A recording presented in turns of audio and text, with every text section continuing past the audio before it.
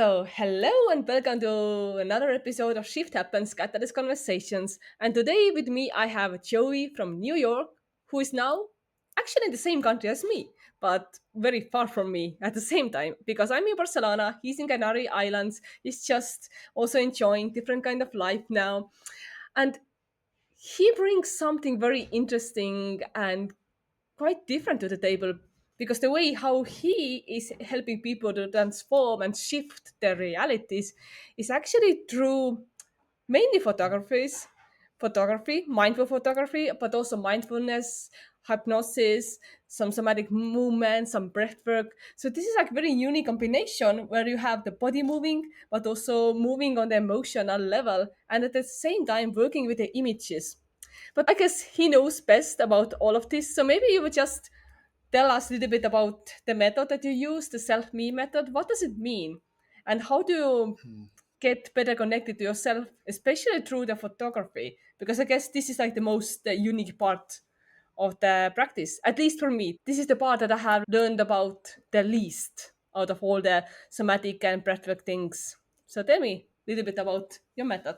Yes, yes. First and foremost, thank you for having me on the show. I really appreciate it. It's truly an honor to be here with you and everyone else who's listening and watching. Self me is essentially an encompassing clarity. There's going to be truth and there's going to be worthiness behind it. So, clarity, let's get straight. Let's understand why masks, a lot of women and generally, when they're taking photos with their mobiles, why are they taking it with these masks?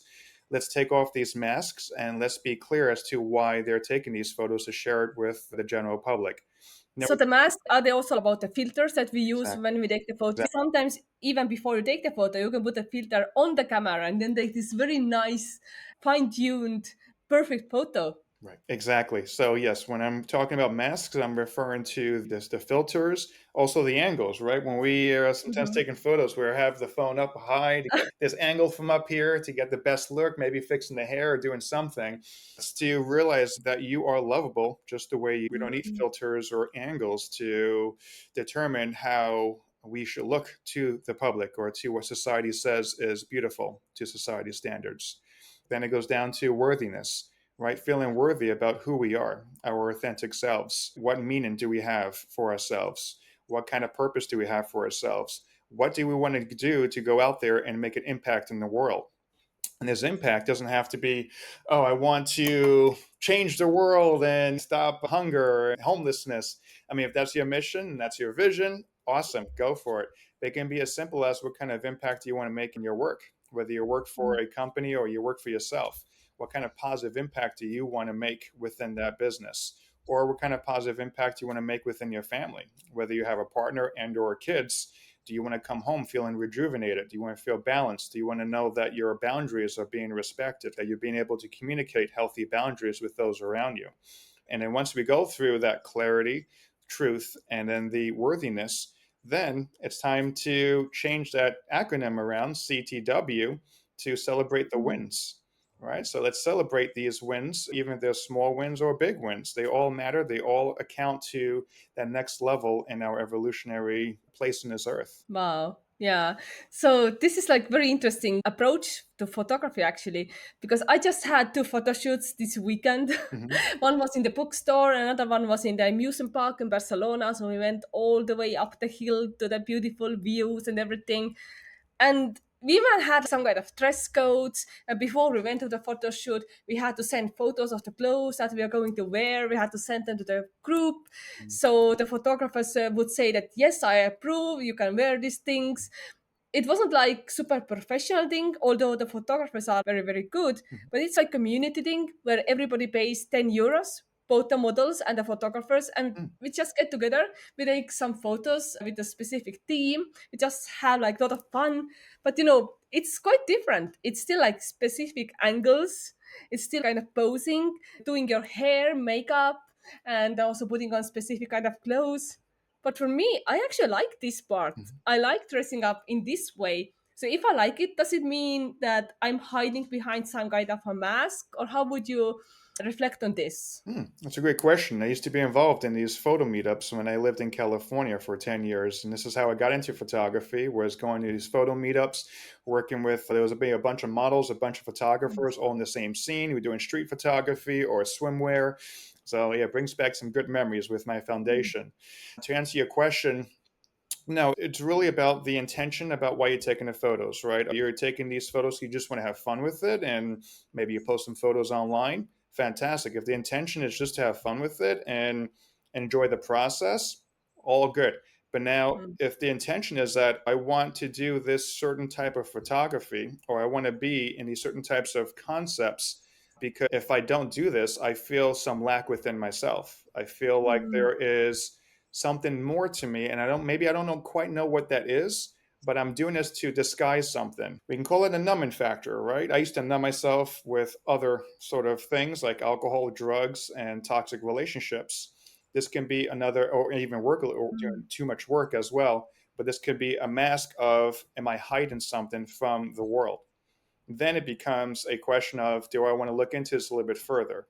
So it's all about the mm, intention behind taking these photos. I did a photo shoot myself where I hired a photographer to take photos of me, which was interesting because usually I'm behind the camera. So they're in front of the camera and doing these poses. It felt awkward, obviously, because I'm not a model per se. But then I realized like what I was portraying, I still wasn't being my authentic self, to be mm, completely honest with you. I was portraying myself as to how the photographer wanted me to portray myself to the world. Right now, had we maybe done some mind work before that as to what is my vision behind taking these photos? Why do I want to take these photos? What am I going to use them for? Right. And then if we had done that mind work before, then I probably would have been more organic within that photo session itself, even as like the one being mm. photographed. So yes, it's the why and attention behind with everything that we do. Yeah, I started going to photo shoots like 5 years ago. Mhm. This is when I gifted myself the first photo shoot. I was at that time also going through a divorce. So I had always wanted to go and do like a boudoir session, get in beautiful underwear and get the makeup and everything. Mhm. And then I felt, okay, I need to reconnect with my sensuality. Mhm. So I found this female photographer who was really focusing on doing boudoir sessions and making you also see your own beauty. And she was very good at this. Mhm. I did 3 sessions with her in total, and I've done 10 different sessions with different photographers because I got addicted Mhm. to seeing myself through this lens. And I just loved having all the hair and the makeup. This specific photographer, she also organized the makeup and hair because he had some kind of connections. So everything was already done for me, and I could just go and be like the queen. So I felt so cared for. And she was also very good at guiding the poses, and I felt very comfortable as a woman with a female photographer. Mhm. So this was like so much. Yeah, once again, the intention was to have fun and reconnect with my sensuality and also have these beautiful photos that are also memories of a very cool day. I felt super good. And usually when I have done these professional shoots, I've also done with a professional fitness photographer, for example, in the gym. So he actually brought the big flash and light and everything. That's super cool. Usually when I do it, I even keep the makeup on for a few days. I know it's not good for the skin, but I feel so beautiful and so nice that I just want to stay in that. In my like day-to-day life, I'm the kind of person who can't be bothered with makeup every day. Right now, I kind of have like extensions and I have like eyebrows done. So I just wake up with all this and I don't have to do it every day. And for me, if somebody does my full makeup, this is such a special event that I just want to keep it for a few days. So I just keep the makeup on and then I just also take maybe some new photos, new videos the next day because it makes me feel so good. Kind of like somebody seeing you in such a beautiful way and capturing the best parts of you. It doesn't mean that you don't have the ugly parts, but somebody is putting all their attention into seeing the most beautiful parts. Yeah, I totally get that. The type of photo sessions I've done before with people. But let me ask you, have you ever had a photo session done without the eyelashes, the eyebrows, the hair, just as if you wake up out of bed, for example? All right. Maybe I not think immediately after you wake up out of bed, but have you ever had a photo session taken of you in this way without the external things that we can put on ourselves to, maybe change our appearance a bit, and then Mm. post those photos to the public.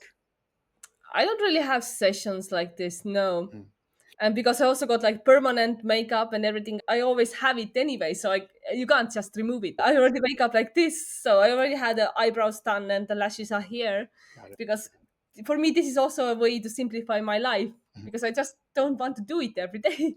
I Right. just want to have it. But yeah, I don't have that kind of authentic. I'm like, would I even want to do that? I mean, that's also like one good thing to do. Are you doing that kind of photo shoots now? Like with very authentic, real, raw. Yeah. That's what self-me is all about. So it's a play on words of the selfie phenomenon with where we taking these photos again from the angles with the filters, and then the idea of getting, and not all of us do this, I'm going to generalize now, but maybe getting that external validation with the likes and the comments. I don't know if it would even feel good if one of us were to post this on social media with no likes and no comments. How would that feel? Even with that, right? So are we doing it for that? And if we are, then that's something to look within ourselves, something to ask ourselves. Why is it that I'm doing this for the external validation? Why cannot I get that validation from within myself? Which is why the company name that I have, the business name is Inner Lens. It's looking within ourselves, looking within that lens within ourselves and projecting it outwards, not the other way around with how society teaches us to do it, right? With the way we brought up with our teachers and our parents and our upbringing, society, geographic location. All these play a factor as how we interpret our reality and we interpret our surroundings. So self me is an opportunity with self and an me, self me, to look at our unfiltered selves. So I'm trying to break this whole phenomenon of how we're supposed to show up in social media. Right? And in these Mm, self-me photos, you don't have to post them if you don't want. But I think it's all about a balance in life. If we're going to be posting things on social media, let's post both. Let's post this elevated beauty within ourselves or outwardly as well. And let's post the other side of it because I think mm, authenticity, I refer to myself as an authenticity guide. It's a balance and it feels mm, good, but not to post it for the likes and comments, just to do it for ourselves. So yes, that's mm, the experiences I've created. I call them See Yourself experiences. And here in Tenerife, it's a beautiful place here. So I figured this is a great place to create these in-person experiences. I do 3-day experiences, and it invites everybody to come here and to just take those photos, the raw version of mm, ourselves, authentic version of ourselves. Right. And then by doing that, maybe perhaps then when we post those other photos with the makeup on, I didn't get any likes or comments. That's okay. mm. Doesn't matter to me. I did it for me. I didn't do it for the world. Right. Yeah, so basically, you're allowing people to connect more with their authentic selves and what they are really about. So, when people come to these experiences, how do they change during this process? What do you see? Are they like super different from the very first day when they arrived and compared to the last day when they leave Mhm. this thing? Absolutely. And this is why I like to do these before self me's in the beginning of the experiences and then Mm, an after self me to show the differences between the two.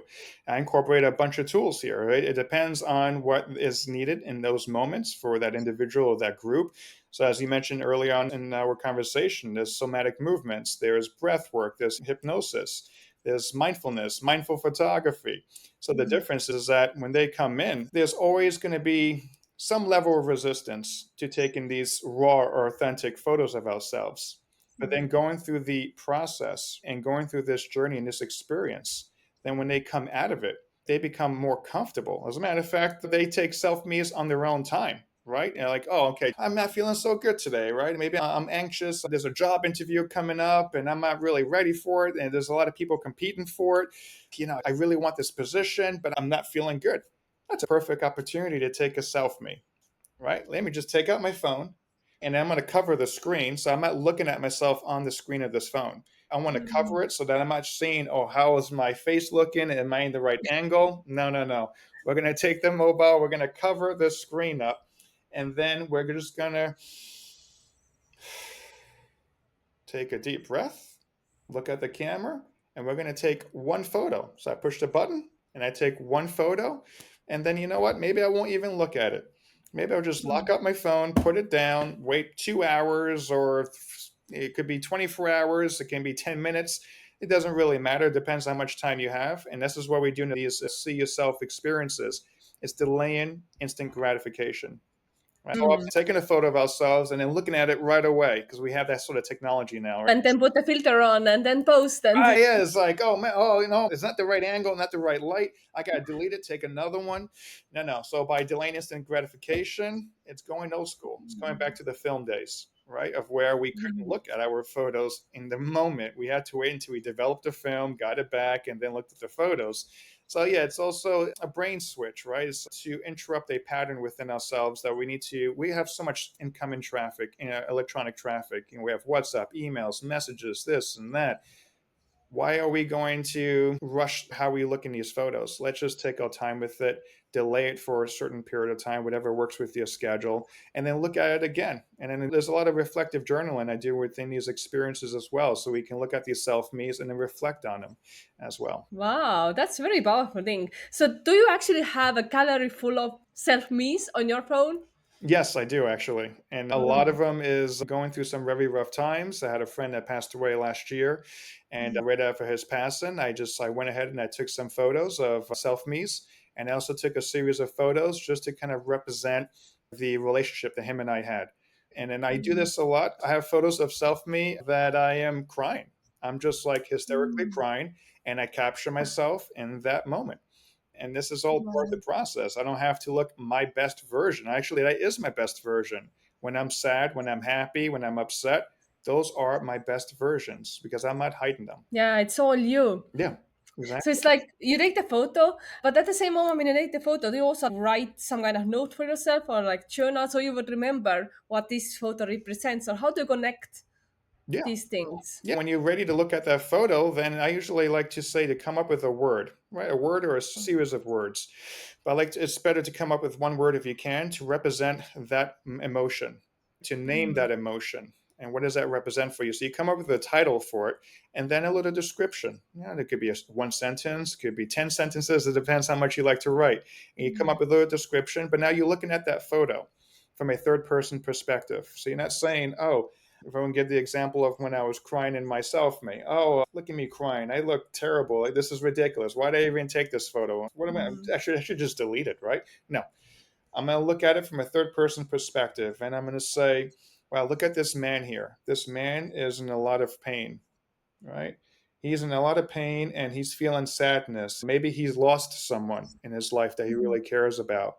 And then I look at the surroundings, right? I look at what's around him. So it's like a lot of there's these photo techniques where you're looking at the image and you're trying to make sense of every element within this photo. Everything can make sense, right? When you connect these things. So maybe I see that there is a plant over my shoulder, and I say, that plant represents life. It represents the forest. It represents something that maybe he's really passionate about, and maybe perhaps to help him with this sadness, he should go out into nature. Maybe he should go on a nice hike, right? And connect with the green in the woods, right? And then looking at the eyes and the expression and really interpreting all of this.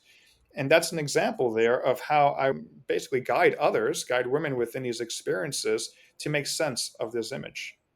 Mm, wow. So actually, this is like very, very deep process, and you don't even know at the moment when you're taking this. I don't want to say selfie, but this self me, self portrait, and you will kind of come up with a meaning afterwards when you start analyzing, and in a way that you also like detaching from this pain and from this personality, and seeing yourself through somebody else's eyes. This feels like very, very powerful. Right. It takes away the judgment as well. I think a lot of us, we judge ourselves too much. And so by looking at myself, me from a third person perspective, I'm removing judgment out of it. I'm becoming the observer now, the outside observer looking into this image, into this man or this woman, for example, if someone else is doing it. And then now I'm really showing it I'm interpreting it with love and compassion and giving as much love to this person in this image and making these interpretations. Wow, wow. So this can also be like catalyst for change, just seeing yourself from that perspective. Because I talk a lot about starting a change, being the catalyst, because I guess you're also the same, you're also a manifestor. So we are the Yes. people who are here to initiate the change. We are here to activate. So in a way, with this method, while you're teaching people to do it, you are activating something in them. So have you seen that teaching this kind of method, doing these retreats, do these activate some kind of new processes in people that they couldn't initiate themselves? Yes. Yes, it's a lot of people come, a lot of women come to these experiences. Maybe they're feeling exhausted. Maybe they're feeling depleted. All right. And it's about coming back to their center, coming back to who they Mm, truly are, finding that balance within themselves, feeling rejuvenated afterwards so they can go back out into the world and make an impact, make a difference the way that they want to make a difference. But it yeah. all starts with a catalyst for change, right? It's about being exposed to something that can start getting you to think differently. And it's always about that. Like Steve Jobs would think different with Apple, right? It's about thinking Mhm. differently. And then maybe that will create this pendulum shift of where we are on this planet right now, where there's a lot of crazy things going on in the world right now, but there's also a lot of beautiful things happening in the world.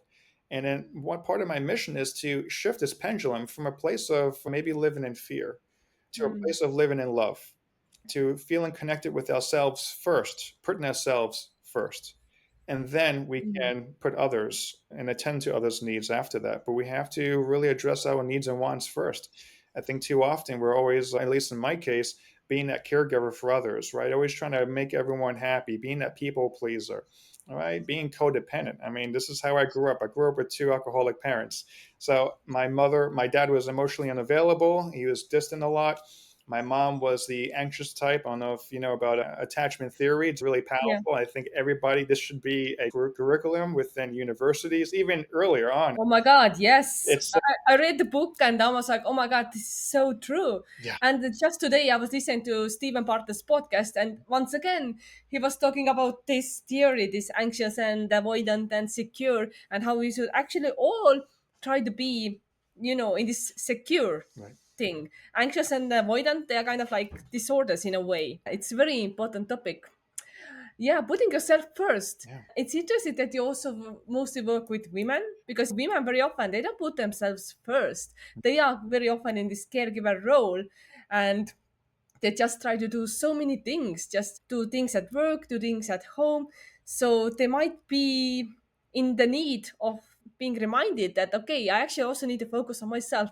But one thing that's sparking my curiosity here is that women, okay, why women? You are a man. So why did you choose to just start focusing on women? What's the motivation behind this? Yeah, so the motivation is I've been doing workshops for different types of workshops with business teams as well, university teams, and also individuals as well over the last 2 years. And it's been open. I didn't specify men or women. It was just, hey, whoever wants to come can come to these experiences. And what I found is that 99.9% of them were women. So for me, over the last 2 years, I've been paying close attention to this and also doing market research with men and women and determining that women are the ones who are more willing to do the deep work. They're more in Mm, touch with themselves, emotionally speaking, and they want to nurture themselves. It's a natural phenomenon within women. And I'm not saying men cannot do this. I've done it for myself. There are men here in this on Tenerife that I'm good friends with who I would consider themselves emotionally intelligent men, but mm, they're hard to find, I would say. Or at least I have not been exposed to as many men as I have been with women. So this is why I decided to make a pivot with how I'm proceeding forward with my experiences, with See Yourself experiences and in a lens and SelfMe, and to focus more on women who are maybe perhaps recently divorced, right? Who want to let go of the mm, past and redefine their purpose right now. It could also be executive women as well, going through burnout, right? And they want to find some more balance within themselves. It could be girlfriends who just want to go on a mm, wonderful trip to the Canary Islands. Now, from the United States, obviously, New York, and I would say most Americans, at least maybe this is my perspective, don't even know where the Canary Islands are or what they are. I didn't know mm, about the Canary Islands until I moved to Madrid, Spain 5 years ago now. And then I was like, where is that? And then I found out on the map. I was like, oh, wow, interesting. And when I mentioned it to my friends in America, where is that exactly? So, yes, it's about coming back to all this now, right? And then coming back to that center and then really digging deep as to, so if they're going to come out here, let's say for a girlfriend's trip, And then they don't want something that's necessarily just a retreat or a yoga or a spa experience. This is the work that goes a bit deeper with this, to be that catalyst for that deep work or that change within themselves. And this is good for them as well, for tourists and for girlfriends coming out here. So it can be like a catalyst for change. Is like you said, women who are coming out of a divorce, or maybe like a burnout if they are on the executive level, or just maybe also just having fun with other girlfriends, Yeah, and they might having this new catalyst for change without even asking for it. right. So there are many different ways how to use it. So how did you get into all this? Okay, you have a background in photography, I guess, and then it's like, okay, maybe I can go deeper with Mhm. this. How did you get into doing that? Yeah, yeah, great question. So I would say is back in 2018. 2018, it was a very pivotal year for me. I was working at Apple. I was there for, at that point, 4 years. I left after 6 years. So I left during COVID. So 2018, I was, now photography has always been a passion of mine. I got it from my dad. My dad was a professional industrial photographer. So growing up, I always had a camera in my hands. Back then, obviously, it was the film cameras. In high school, I went to a darkroom class where we learned how to develop our own film. It was so much fun. But then I joined these meetups. In 2017 is when I started doing these photo meetups with photographers and models. But I quickly found out that I was getting very bored of the experience of going out there and taking photos of people. And I realized there was no emotional connection to me. It was great to build my portfolio. It was great to meet other photographers and models and network. But there was this lack within me that I didn't realize at the time. But I was like, there was just like, it's not tweaking this thing within me, deep within me. So it wasn't until the end of 2018 when I went through a really bad breakup. And then I was working at Apple and decided I need to take some time off because after the breakup, I started drinking even more than before. I was doing some drugs as well, and I was just spiraling downwards very quickly. I wasn't able to focus at work. So I decided to take a 3-month medical leave from Apple. And during those 3 months, I teamed up with a therapist. I teamed up with a life coach. Her name is Ashley Waugh. She's amazing, 81 years young, and she is just like full of life and energy. She's over in California. I worked with her very closely to determine what it is that is this lack within me. And then also realizing that photography is a huge passion of mine. That's when I started connecting the dots a bit there. And I was like, okay, I can take my photography that has not really been emotionally connecting for me, and I can use it now to bring in more emotional healing within myself. So that looked like me creating a photo session, the breakup that I went through in 2018 that led me to go into therapy and a 3-month medical leave.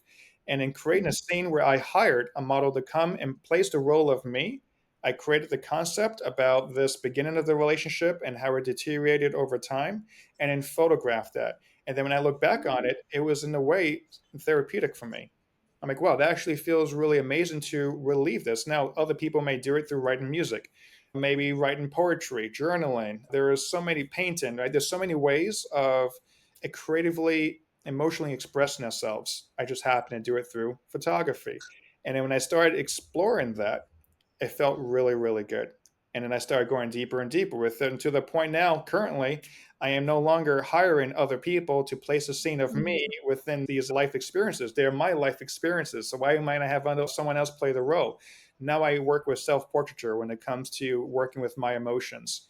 So I will create a scene. The last one I did was based off of a hypnotherapy session I went through with my hypnotherapist, and it was an inner child experience I remember from when I was growing up with my parents.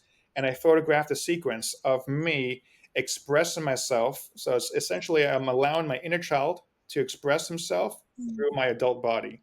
So I positioned myself and I posed myself in a way where I'm expressing. I was basically letting out a scream in these photos because I wasn't allowed to make noise or scream in front of my parents because I didn't want my dad to come and hit me. I stayed very quiet and small back then. But now I learned that it's amazing to release, to express, to cry, to scream, right, in a very healthy way. So I photographed that sequence. This is how photography has evolved for me to go from traditional, I did weddings before, special events, birthdays, graduations. I evolved from all this to now use it as a tool for self reflection, deep connection, really to see yourself, who you are.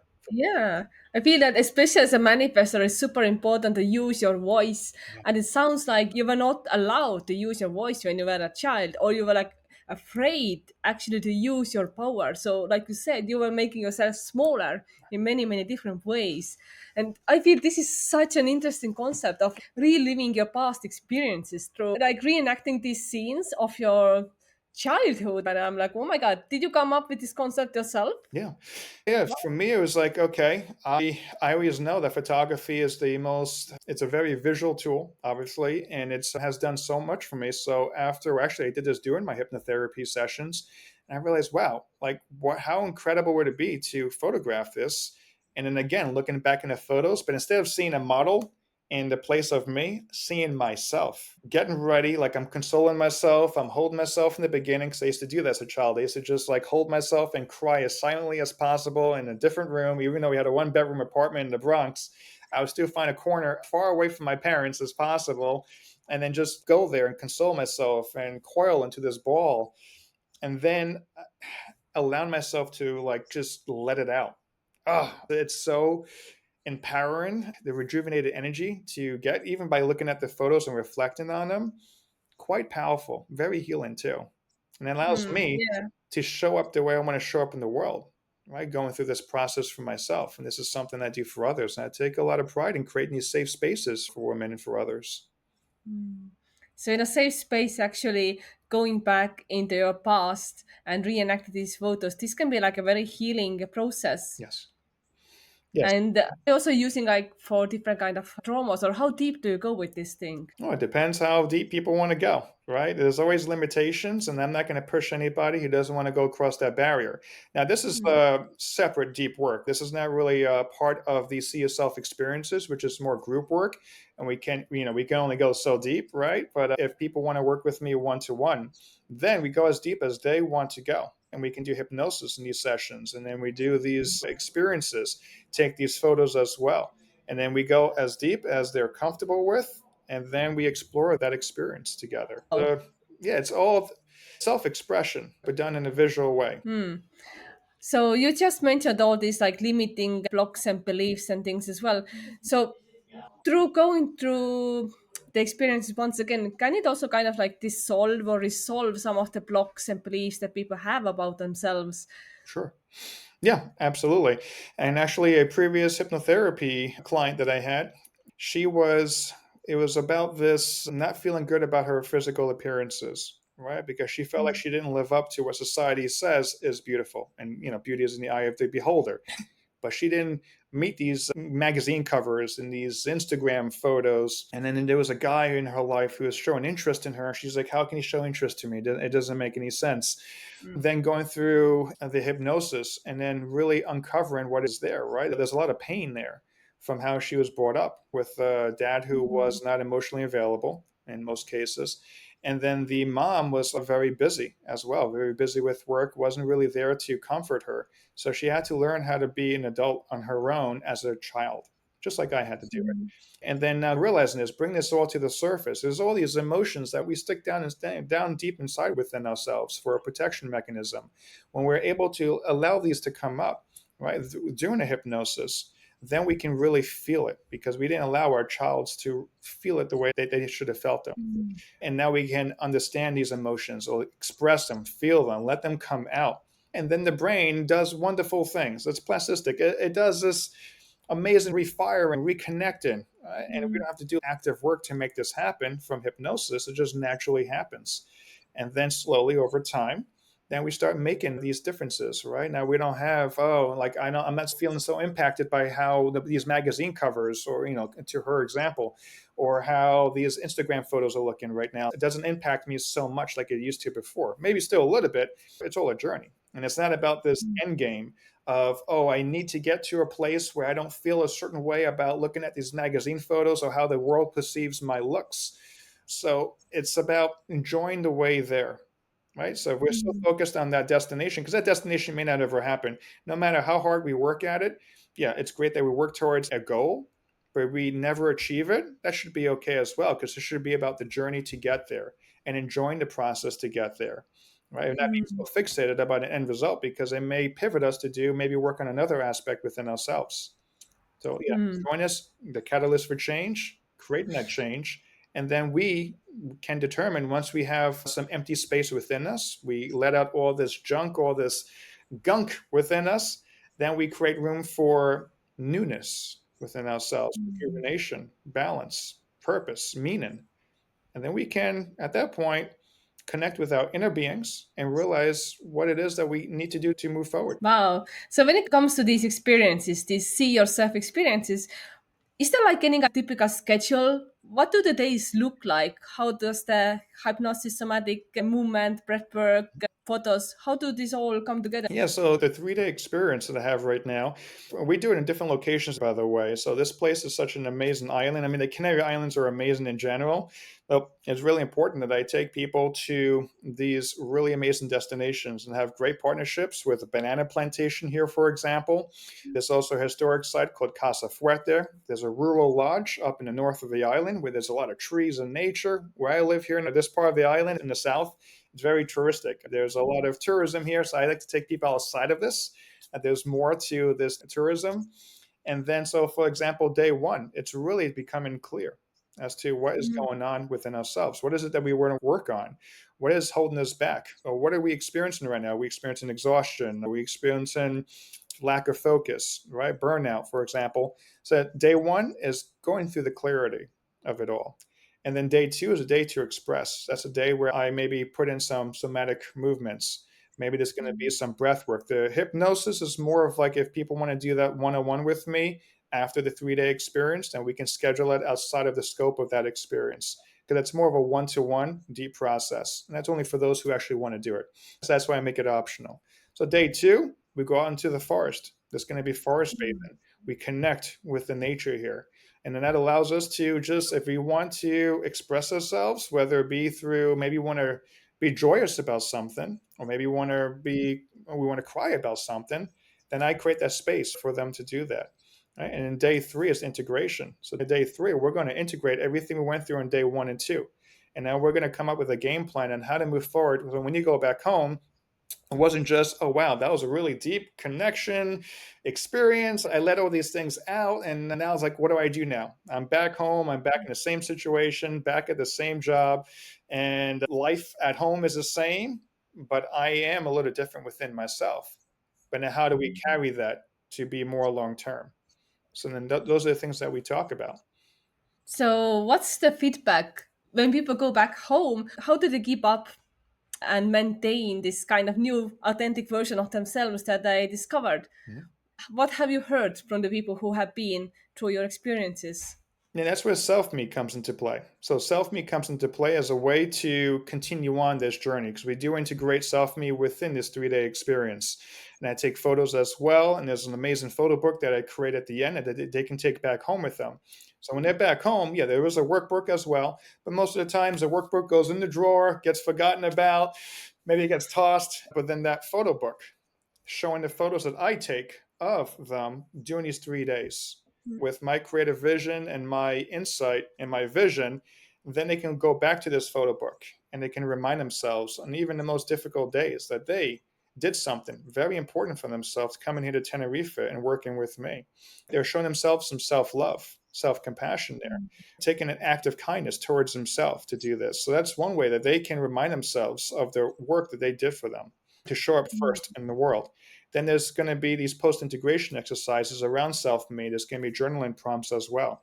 And if people want to continue working with me one to one, we can also do that online as well. That's not a problem there.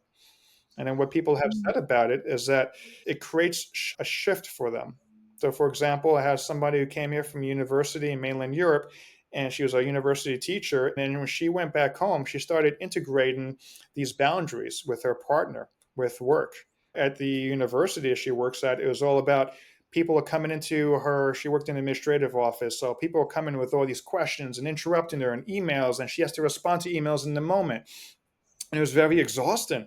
It was tiring, right? To just be like always on and active and be there for everybody, for the emails and for people walking into her office. Or a simple boundary that she could have implemented that she did was Well, now you can email your team and you can tell them, all right, between the hours of 11 and 1, I'll be responding to emails. If you want to come into my office to have a meeting with me, I'm available between 3 and 4 p.m. And then everything Mhm. else, I'm doing focused work. So by Mm. imposing that boundary within her workplace, it made it more manageable for her to go through her day, to not feel so exhausted, to go back home to her partner and be there for her partner. And I'm not saying just be there and be like, hey, how's your day going? Oh, it's going good. Oh, okay, how's yours? I'm fine. No, I'm talking about truly being there, being present with your partner and really, connecting with your partner and then showing that love from within and not feeling so exhausted when you go home to still Mm. have that energy carry over. Right. So it's a beautiful thing to see her be able to impose those boundaries. And that enables her, it's like living big, BIG. Boundaries, Mm. integrity, generosity. I got this from Brene Brown. She has an amazing podcast, amazing American researcher. And it's really about living big. So now that she Mm. was able to impose boundaries, now she can live with integrity, live to her word, and be generous to herself first and then to others. Yeah, that's beautiful. So you also said that you work with people online. So what do you do online? What kind of work? Is it somehow similar to the work that you do with people in person? No, so online work's going to be mostly with the hypnosis. So that's still the one-to-one work where we work with hypnosis. There may be some photo cards that I incorporate into it because being with photography, there is an exposure to photo cards, using that as another tool for self-reflection. The mind memorizes things wonderfully in visuals, and then we can attach an emotion to these visuals. This is why when we look at family photos, we're like, oh, wow, oh, that reminds me of this amazing time when I was a kid. And that's because we have this emotion attached to it. So I like to use visuals. But yeah, no, the online work is mostly around the hypnosis work, continuing on that journey, going deeper, because we may bring up how one sees herself to the world, her appearance to the world, her image to the world, that self image. And then once we create a nice way to bring that to the surface, a very beautiful way of bringing it to the surface, there may be another aspect that comes out from that. Oh, you know what? I overeat, for example, because of my self image and how the world sees me. I overeat to distract myself from these feelings within myself. Right. So now let's work on the overeating aspect of it. There are so many layers. Does it require multiple sessions, or is it more like the one off, very deep, and you get all the answers? What's your usual way of approaching people? Yeah, for me, how I've done it, and I know one of your first guests is a rapid transformational therapist. So I'm very familiar with that work. It's something I looked into before. How I was trained is that there's going to be multiple sessions. Now, if a person comes in, because for me, one session, you can uncover a lot in one session. But now it's like what it is that you do to integrate this afterwards. And then there's Mhm. different schools of methodologies saying that even with one session with RTT, and it may work for a lot of people. Maybe it's something that's now so deeply ingrained in them, and it's something that's more can be rectified within one session. Right? I totally get that. But there are Mhm. other aspects within ourselves that I feel like one session is not going to be sufficient enough. We have to go deeper into that. So there are going to be multiple sessions to navigate this. But the point is for me is not to keep people for long term. I'll keep working with them long term. So maybe work with 4 sessions to start off with, one per week for a month. Maybe we do 8 sessions, depending on their needs. But the goal is not to keep them for months and months and months and years, is to give them the tools and the clarity and the awareness that they can go off and do their own thing. Maybe they want to try a different therapy, CBT, for example, or Mhm. maybe they want to try EMDR. So there's so many other modalities out there that can complement. So I don't think it's for me. It's not just one tool that people can Mhm. use to see growth and learn from where they are. It's a combination of things that works best for them and that they resonate with. Yeah, I've also heard that some people actually become dependent on therapy Mm. and kind of like codependent on the therapist, and that's why they keep going back for 3 months and 6 months and 1 year and 2 years, and they don't stop going.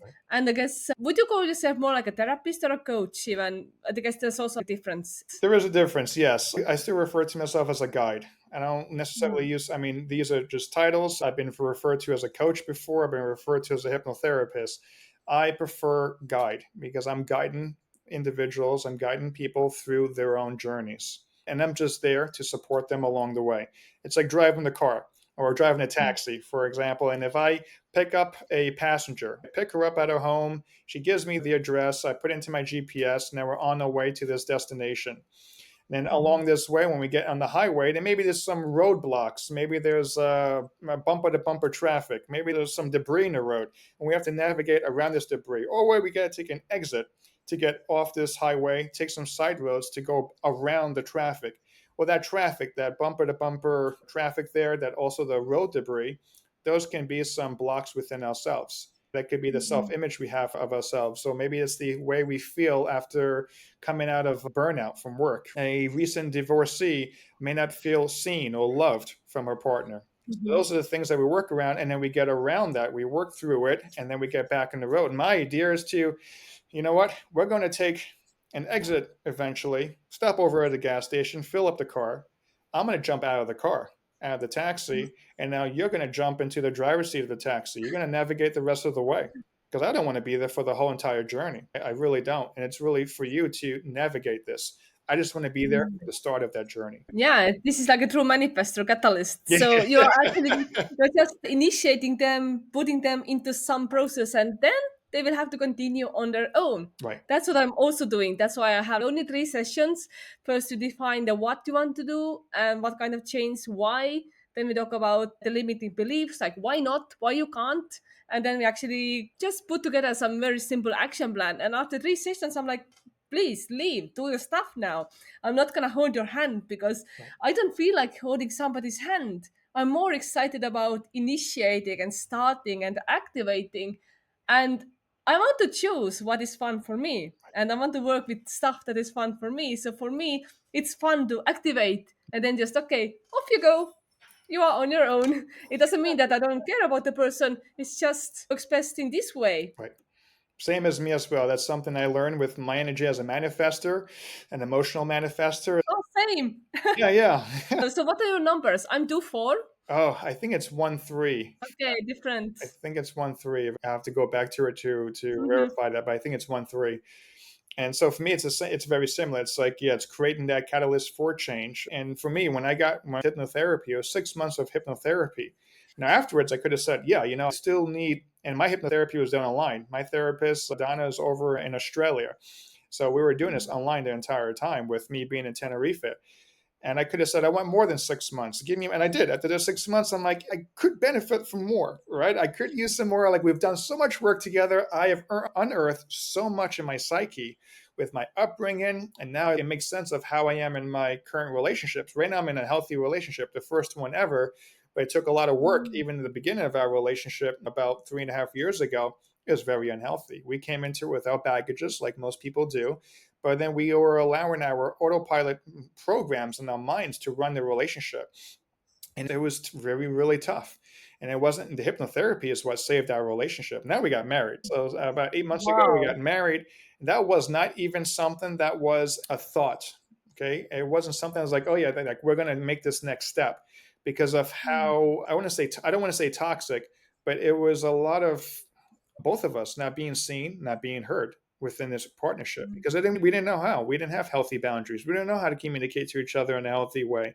We did it based on how we were brought up.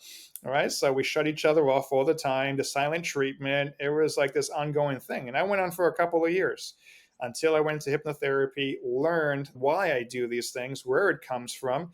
And that's what it's about.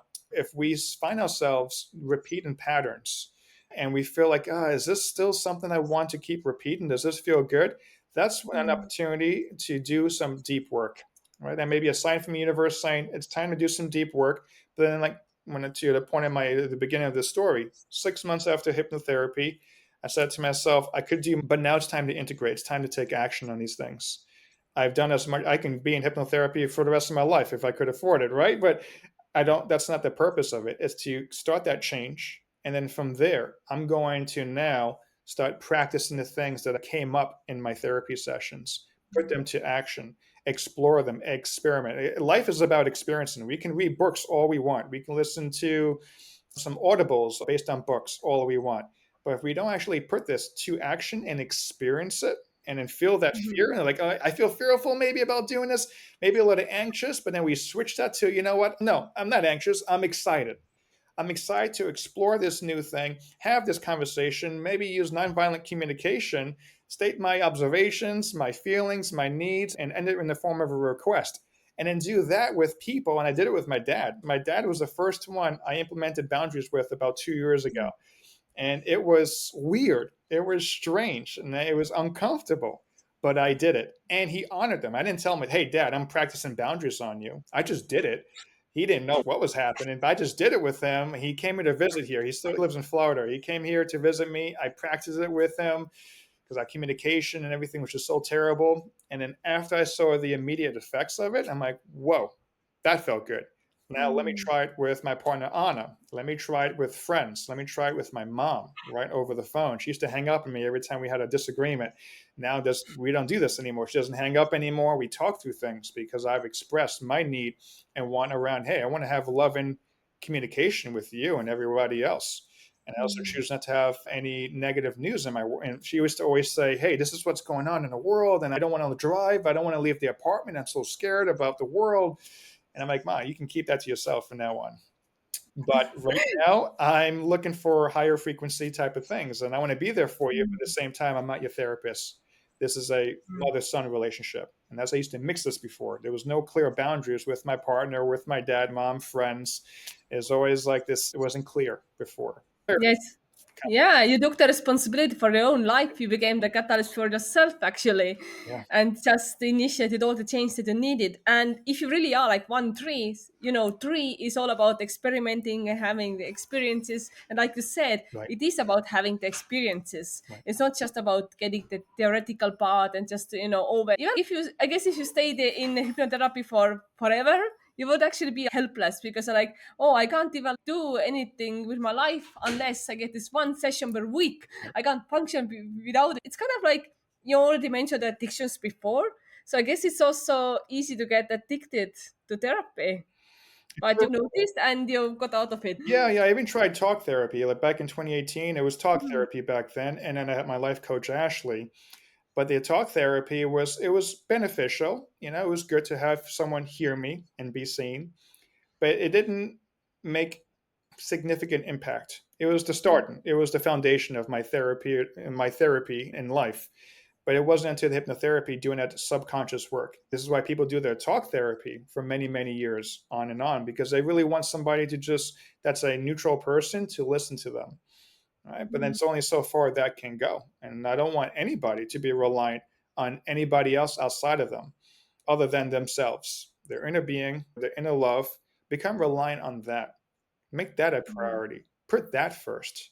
And when you learn to put that first, anything else is possible. People will feel it. You don't need to change anybody around you. You accept those around you, know that they're doing the best they can.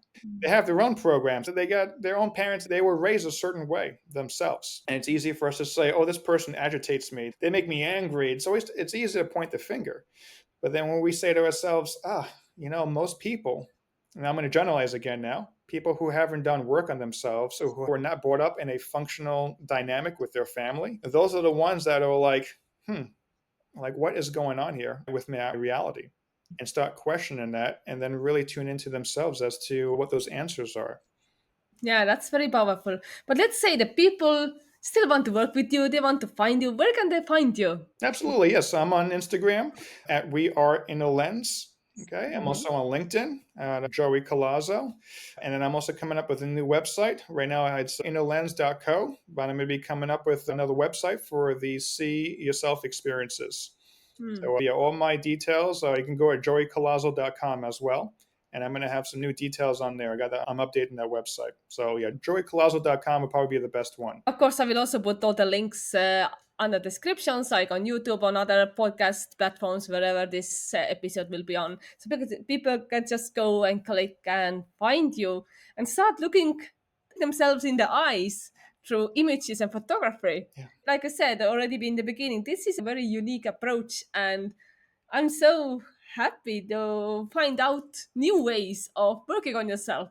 So thank you for expanding my world as well. It's a new perspective, Mm. like literally new perspective through the camera. Exactly. That's what it's all about. I'm glad you got it. Thank you so much. I appreciate it. Okay, thank you You're and welcome. bye. Take care. Bye.